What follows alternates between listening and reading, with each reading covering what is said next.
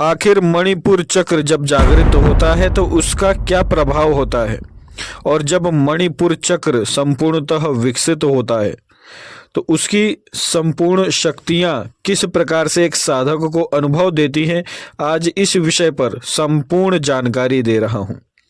मित्रों, यह जो चक्र जागृति का क्रमबद्ध तरीका मैंने चालू किया है, इसे से पूर्व मैंने 2 चक्रों के ऊपर वीडियोस बनाए हैं। यदि आपने नहीं देखा है तो कृपया जाकर देख लें। एक मूलाधार चक्र के ऊपर और एक स्वादिष्ठान चक्र के ऊपर, इन दोनों ही चक्रों के ऊपर वीडियोस बनाए गए हैं। और अब मणिपुर चक्र के ऊपर वीडियो बनाने जा रहा हूं। मणिपुर चक्र जब सिद्ध होता है या फिर जब आप अपने साधना काल के दौरान जब आप मंत्र जप करते हैं या ध्यान करते हैं, इन दोनों ही क्रियाओं से चक्र जागृत होते हैं।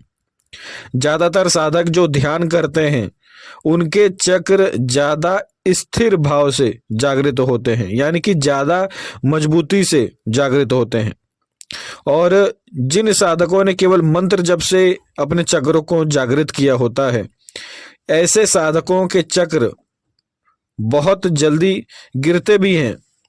गिरने का कारण यह है कि जब भी उनका ब्रह्मचर्य खंडित होता है तो जो चक्र उन्होंने अपनी साधनाओं के द्वारा जागृत किया था, उनका प्रभाव कहीं ना कहीं गिर जाता है। लेकिन यहीं पर यदि मंत्र जप आप करते हैं और इसके साथ साथ आप ध्यान भी करते हैं, चक्रों के ऊपर पूर्णतः ध्यान करते हैं आप, या फिर केवल ध्यान भी करते हैं और मंत्र जप करते हैं, तो आपका चक्र जो होता है वह पूर्णतः विकसित होता है।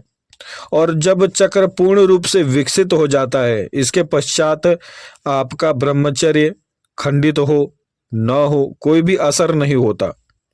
और ज्यादातर यदि कोई साधक जब मणिपुर चक्र तक अपने चक्रों को जागृत कर लेता है, यानी कि मूलाधार, स्वादिष्ठान, मणिपुर, इन तीनों चक्रों को जब जागृत कर लेता है साधक, इसके पश्चात ब्रह्मचर्य स्वयं ही होने लगता है।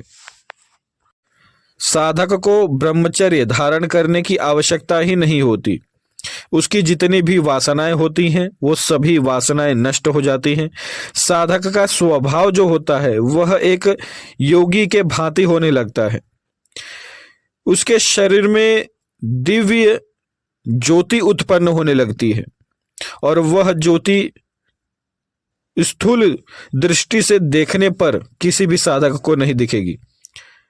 उस ज्योति को देखने के लिए साधक जब भी अपनी आंखें बंद करता है, उस समय उसके आंखों के सामने एक प्रकाश दिखता है।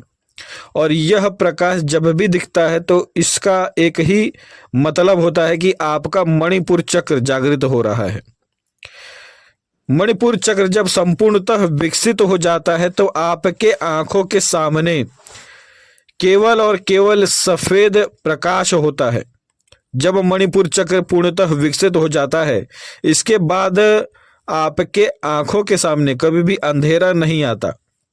ये सबसे बड़ा एक आप कह सकते हैं प्रतीक है, एक चिन्ह है कि मणिपुर चक्र आपका जागृत हो चुका है। आइए बात करते हैं मणिपुर चक्र की सिद्धियां क्या होती हैं। मित्रों, जब भी मणिपुर चक्र जागृत होता है तो सबसे पहले तो मैंने आपको बताया कि आपके अंदर जो भी वासना होती है, जो भी नकारात्मकता होती है, उसका नाश हो जाता है और इसके पश्चात आप एक संत के भांति हो जाते हैं। आपके अंदर कभी भी वासना उत्पन्न ही नहीं होती और साथ ही साथ आपकी आज्ञा चक्र में भी स्पंदन उत्पन्न हो जाता है। मित्रों, मणिपुर चक्र से और आज्ञा चक्र से बहुत ही गहरा संबंध होता है। वो मणिपुर चक्र ही होता है जो आज्ञा चक्र को जागृत करने में सबसे बड़ी भूमिका निभाता है। तो जब मणिपुर चक्र जागृत होता है तो आज्ञा चक्र भी 1% जागृत होता है। जब भी किसी व्यक्ति का मणिपुर चक्र पूर्णतः विकसित होगा तो उसके आज्ञा चक्र में सदैव स्पंदन होता रहता है। मित्रों, यदि आप इस चैनल को सब्सक्राइब कर चुके हैं तो आपको बहुत बहुत धन्यवाद। मैं केवल आपसे यही कहना चाहूँगा कि इस वीडियो को ज़्यादा से ज़्यादा लाइक करें और शेयर करें। मित्रों, एक सबसे बड़ी विशेषता यह है कि जब भी मणिपुर चक्र जागृत हो जाता है या मणिपुर की सिद्धि प्राप्त जब भी हो जाती है साधक को, तो साधक को दिव्य ज्ञान प्राप्त होने लगता है। अलग अलग मुद्राएं प्राप्त होने लगती हैं कि किस प्रकार के आसन करने से हमें क्या फर्क पड़ेगा हमारे शरीर पर, या फिर आपके शरीर में यदि किसी भी प्रकार की कोई भी कमी होगी या किसी प्रकार की कोई पुरानी बीमारी यदि शरीर में स्थित होगी, तो मणिपुर चक्र की शक्ति उस बीमारी को स्वतः ही नष्ट करने लगेगी। आपकी कुंडलिनी जब जागृत होगी तो आपको दिव्य ज्ञान प्राप्त होने लगेगा।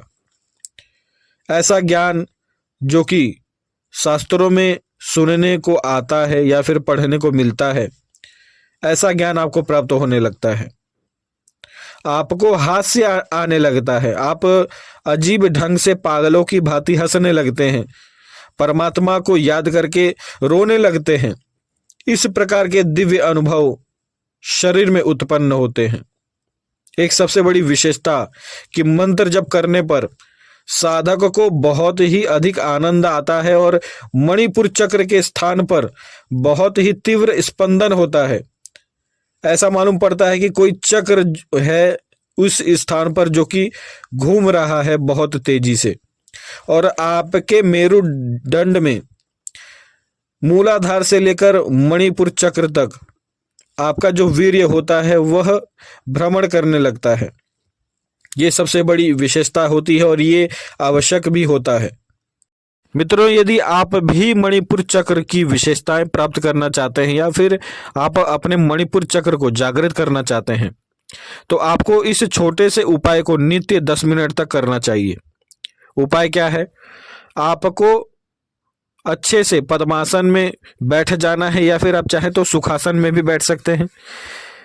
स्थित तरीके से आपको बैठ जाना है, आपको किसी भी प्रकार की कोई कठिनाई न हो। इसके पश्चात आपको अपने श्वास को पूर्ण रूप से बाहर की तरफ छोड़ देना है और फिर उड़ियान बंद आपको लगाना है, यानी कि आपको अपने पेट को पूर्ण रूप से अंदर की तरफ खींचना है और इसके पश्चात आपको मानसिक तौर पर रम बीज का जप करना है।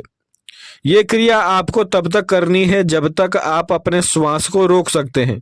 इसके पश्चात पुनः श्वास ले लें, थोड़ी देर तक साधारण तरीके से श्वास लें। जब आपको आराम महसूस हो तो दोबारा इसी क्रिया को करें। यह जो क्रिया है यह आपको नित्य 10 मिनट तक करनी चाहिए।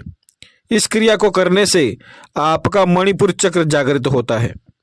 और मित्रों, जब मणिपुर चक्र जागृत होता है तो एक सबसे बड़ी विशेषता आपको प्राप्त होती है कि आपके जीवन में धन से संबंधित सभी परेशानियों का नाश होता है, आपको धन की प्राप्ति होती है। आप यदि गरीब हैं या फिर किसी भी प्रकार से आपको धन से संबंधित कोई परेशानी है तो निश्चित ही आपको लाभ प्राप्त होता है, आप धनवान बन जाते हैं।